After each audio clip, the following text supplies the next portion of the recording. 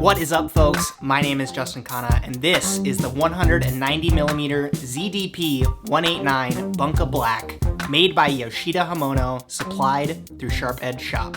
Yes, indeed, these awesome Slovenian folks were kind enough to send out this knife as a bundle. More on that in a bit, but I've spent a few weeks with this immensely popular blade and I wanted to share my thoughts with you. In typical knife review fashion, let's start with how this bad boy looks on paper. As the name suggests, ZDP-189 is not the droid you're looking for. It is the name of a steel, which they've specifically selected because of its, quote, superior qualities and long-lasting sharpness, end quote. Getting into the nitty-gritty, there's up to 3% carbon, which is a lot, 20% chromium, 1.5% tungsten, 1.3% molybdenum, and 0.1% vanadium. Once it is all heat treated and hammered with that Kuro Ochi finish, that's those hand-forged dents, this blade is rated at 65 to 67 Rockwell hardness, which is actually one of the hardest knives I've reviewed on the channel, but unless you've watched my sharpening videos or you know what you're doing already, this doesn't apply to you. No offense, it's just facts. It is a sandwiching process here with the steel. That leading cutting edge is of course that harder steel surrounded by the softer steel, which does help when it comes time to sharpen, and correct me if I'm wrong here, but because the sandwiching steel has less carbon in it than the cutting edge,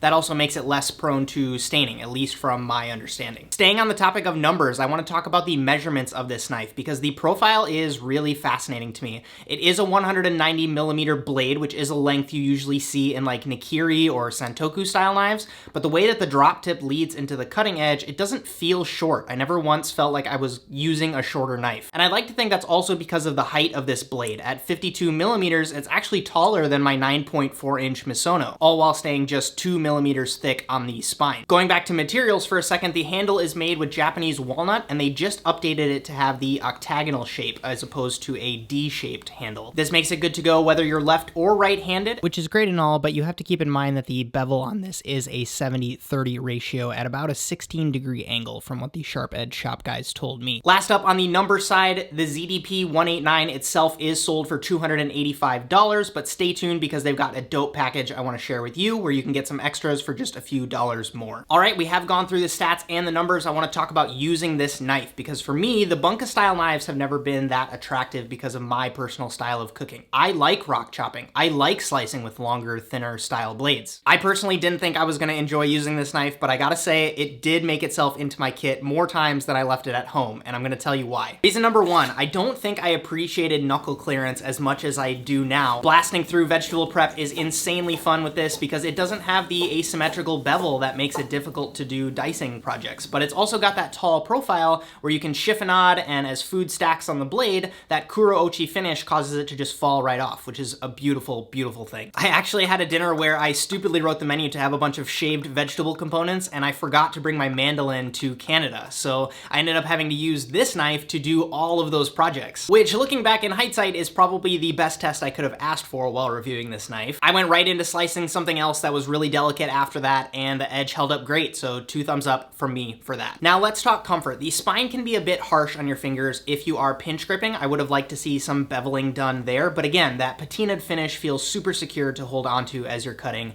in addition to giving the food that releasing effect. Another favorite thing for me is the handle length. If this was just even a centimeter shorter, this knife would get a thumbs down for me, but I think the way that I use it and the way that the blade is balanced, I have no problem prepping for hours with this. As far as use with this multi-purpose wise, I definitely portioned some fish with this. I cut some vegetables, chopped herbs. I didn't come across any scenarios where I couldn't use this. I think I would rely on this to be my sharp vegetable buddy all week and then carry around a more specialty butchering knife just to bust out as needed, and then something like a small paring knife. That's actually been the kit I've been rocking as I review this. I did find myself rock chopping with this with relative ease. I was surprised by that. I thought it was going to be just as frustrating to use as with something like the Kiritsuke that I reviewed a few weeks ago, but it truly felt multi-purpose in the best way. They of course give you the option to cop a saya with this if you'd like, which you get 15% off of if you purchase it with the knife. It has a pin tied to it, which I'm a really big fan of. They also make this super popular knife the star of a really nifty looking t-shirt. Got the SharpEdge shop logo on the back and a red tag here with the name of the knife,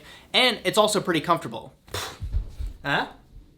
Everything is, of course, linked up in the description. The SharpEdge shop guys aren't paying me to say anything good or bad. Grega just wanted me to check out this killer knife because it's also going to be featured on Mass Drop this month. So who is this knife for and should you buy it? If you're a heavy vegetable prepper, especially in the allium family, so think scallions, leeks, onions, I think the hardness of this knife justifies the purchase because of how hard they've got the steel without making it too bulky. If you're wanting to butcher with this, you can, but I think there are better knives out there for you. Breaking down pineapple, bell peppers, eggplants, apples, I think that's where the Bunka really shines. As far as aesthetics, if you're into the darker patina Japanese-inspired blades, I also think that this performs just as well, if not better, than something like a Takeda at a slightly more affordable price. It's also a bit more practical because that ZDP-189 steel is less prone to rusting, and it does sharpen super well. If you've got a really flat stone and a good habit of regularly sharpening like I have, you shouldn't have any problems. Certainly check it out if you're wanting to upgrade your kit with the holidays coming up. Maybe you send this along to someone as a little bird in their ear. This has made it into my kit page on kit.com. If you want to check out more gear I use and recommend, please do so there. It is all linked up. Thank you so much for your attention. My name is Justin Khanna. Have a good one.